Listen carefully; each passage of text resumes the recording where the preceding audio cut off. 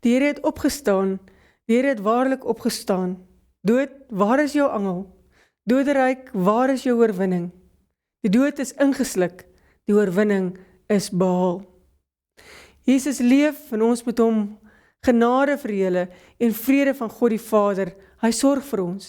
En van die Seun, hy het waarlik opgestaan. En van die Heilige Gees, hy leef in ons. Amen. Ons skriflesing is vanmôre 1 Korintiërs 15 vers 12 tot 28. Kom ons lees dit saam. Die opstanding van die dooies. As ons dan verkondig dat Christus uit die dood opgewek is, hoe kan party van julle nog beweer dat daar geen opstanding van die dooies is nie? As daar geen opstanding van die dooies is nie, beteken dit dat Christus ook nie opgewek is nie. En as Christus nie opgewek is nie, is ons prediking sonder inhoud en julle geloof ook sonder inhoud. Verder sou dit beteken dat ons vals getuienis oor God afgelê het, omdat ons teen God ingetuig het dat hy Christus opgewek het. As dit dan waar is dat die dooies nie opgewek word nie, het hy Christus ook nie opgewek nie. As die dooies nie opgewek word nie, is Christus ook nie opgewek nie. En as Christus nie opgewek is nie, is julle geloof waardeloos en is julle nog gevangene van julle sondes. Dan ook die wat in Christus gesterf het verlore. As ons net vir hierdie lewe ons hoop op Christus vestig, is ons die bejammerenswaardigste van alle mense. Maar nou, Christus is opgewek uit die dood, as eersteling uit die wat gesterf het. Aangesien die dood deur 'n mens gekom het, het die opstanding van die dooies ook deur 'n mens gekom. En net soos almal deur hulle verbondenheid met Adam sterf, so sal almal in Christus lewend gemaak word. Maar daar is 'n volgorde. Die eersteling is Christus, daarna, by Christus se koms, die wat aan hom behoort. Daarna kom die einde, wanneer hy die koningskap aan God die Vader oordra, nadat hy elke mag, elke gesag en krag vernietig het.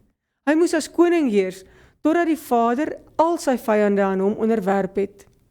Die laaste vyand wat vernietig word, is die dood. Daar staan immers geskrywe, alles het hy aan hom onderwerp. Maar, as die skrif sê dat alles aan Christus onderwerp is dit duidelik dat die Vader wat alles aan hom onderwerp het, uitgesonder is. Wanneer alles dan aan die Seun onderwerp is, sal hy homself ook onderwerp aan die Vader wat alles aan hom onderwerp het. So sal God alles wees vir alles. Ons lees tot sover. Ons tema is vanmôre, Christus se opstanding breek vir ons nuwe lewe oop.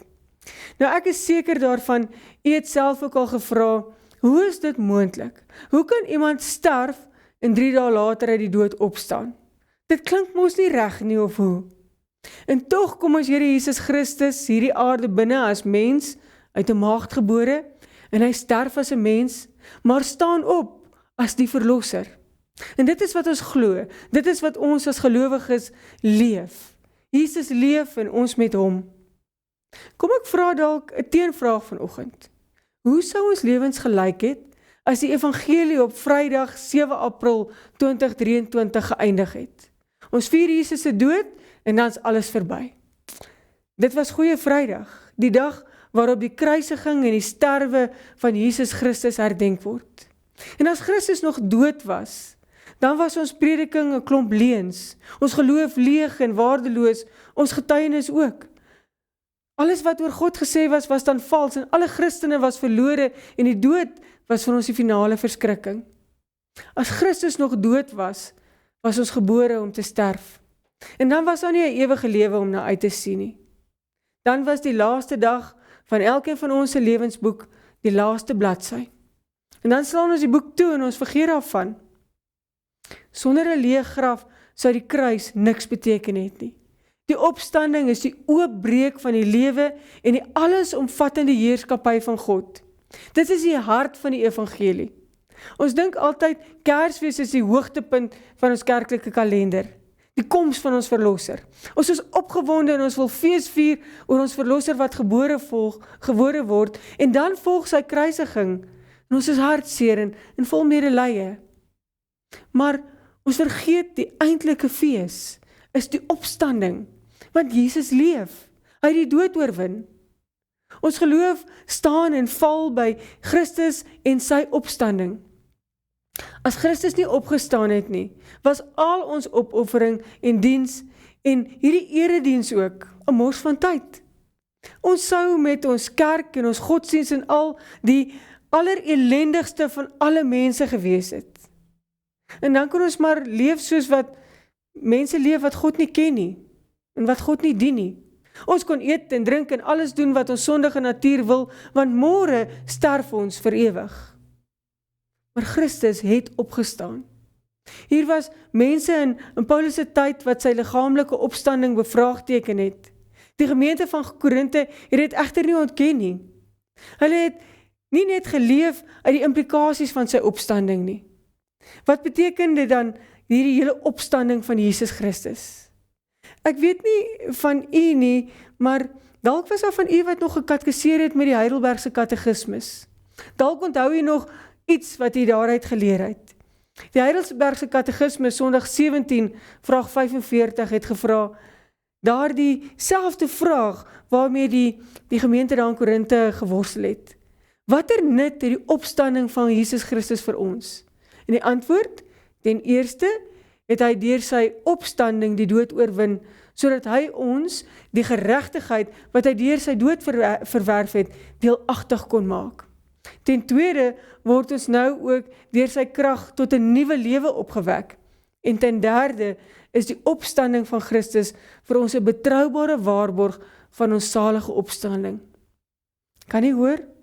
Ons het deel aan die geregtigheid. Ons word opgewek tot 'n nuwe lewe. En die opstanding is ook vir ons 'n waarborg dat ons saam met Jesus sal opstaan.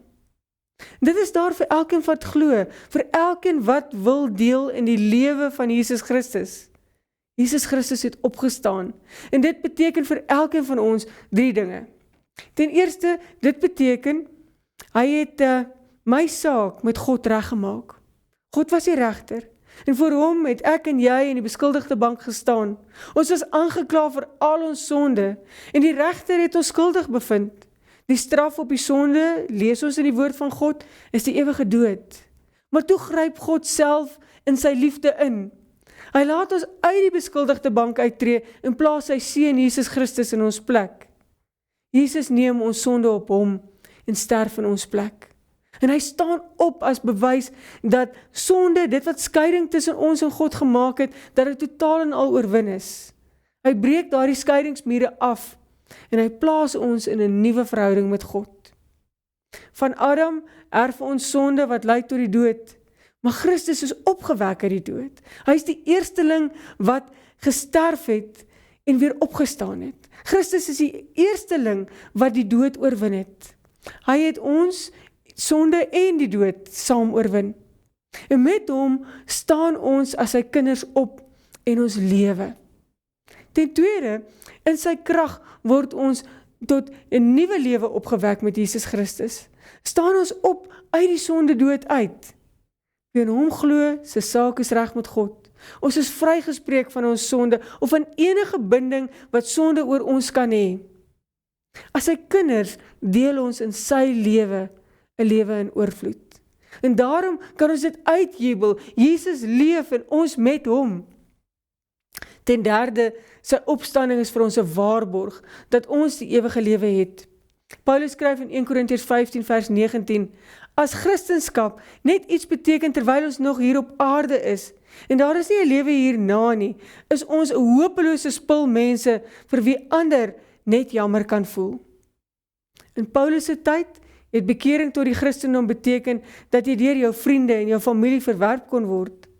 Christen wees het beteken dat jy vervolg word en dat jy selfs kon sterf.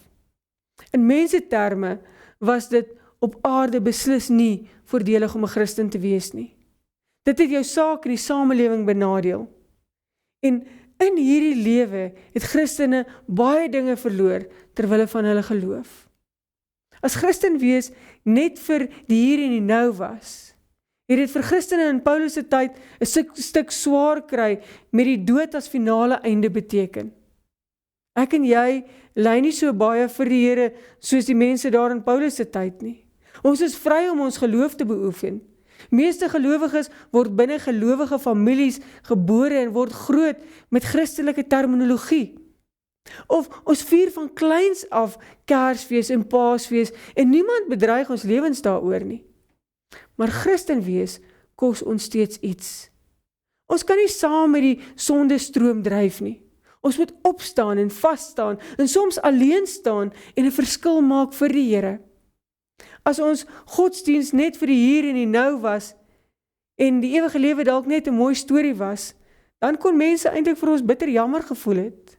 As ons hoop net op Christus en die leef vir Christus in hierdie lewe was en die dood die einde van alles was, dan is ons lewe in diens van Christus ook mos dan nou 'n bittere grap. Dan was alles te vergeefs. As ons lewe met die Here sou eindig die dag wanneer ons sou sterf, dan was ons die bejammerenswaardigste van alle mense, so skryf Paulus. Maar die dood het nie die laaste sê nie. Christus het opgestaan uit die dood. Ons laaste vyand, die dood, is doodgemaak. Christus is die eersteling van die wat opgestaan het.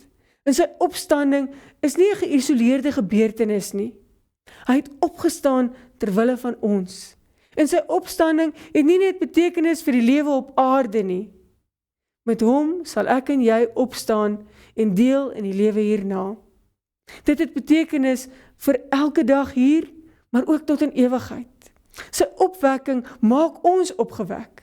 En wanneer Christus weerkom, sal hy met die dood as laaste vyand klaarspeel. Hy sal alles, ook die bose, finaal aan hom laat onderwerp. Ons lees daar in Romeine 14 vers 11, dat elke knie sal buig en elke tong sal bely dat hy God is. Dan sal hy homself aan God die Vader onderwerp. Met hom sal ons, wat aan hom behoort, ook opstaan met verheerlikte liggame soos syne, om saam met hom te gaan heers. Christus se opstanding is die oopbreek van die lewe vir elkeen van ons. Dit is die waarborg dat ons saak met God reg is en dat ons die lewe en die ewige lewe van Jesus Christus het. Sien die wêreld in jou die lewe wat Jesus Christus vir jou gee, dat die Here in jou leef, dat jy deel het aan sy nuwe oorwinningslewe? Sien die wêreld dat die hier en die nou jou tydelike adres is? Christus se opstanding is ons elkeen se waarborg, dat ons net deur hierdie wêreld op pad is na ons volmaakte en permanente adres saam met hom. Neem dit vandag, maak dit jou eie en gaan leef dit. Amen. Kom ons bid saam. Here God, wat 'n wonder, Here Jesus, dat U leef, dat die magte van die dood en die doderyk U nie kon oorweldig nie. Dat U opgestaan het uit die graf en dat U die graf oopgebreek het, nuwe lewe gebring het vir die wêreld, vir elkeen van ons. Dankie dat ons hoop kan hê, met die verwagting kan leef, omdat U lewe. Dankie dat U die lewe in die kerk nie van ons afhang nie, maar dat U dit waarborg. Dankie vir die lewe wat daar ook aan ons as gelowiges gegee word en die tekens vir 'n nuwe lewe wat U in die gemeenskap van gelowiges indra. Maak ons as mense wat U met blydskap en oorgawe volg op die pad van die lewe, die pad vir ons oop. En laat dit vir ons uitloop in die hemelstad met vaste fondamente waar mot en roes nie kan verniel nie en die lewe nie kan inbreek en steel nie. Seën ons, Here, in U teenwoordigheid. Amen. Ontvang nou elkeen met 'n biddende hart die seën van die Here. Ontvang die Heilige Gees en God se seën en sy opdrag vir julle. Ek gee vir julle die ewige lewe en julle sal nooit ooit verlore gaan nie. Niemand sal julle uit my hand ruk nie. Amen.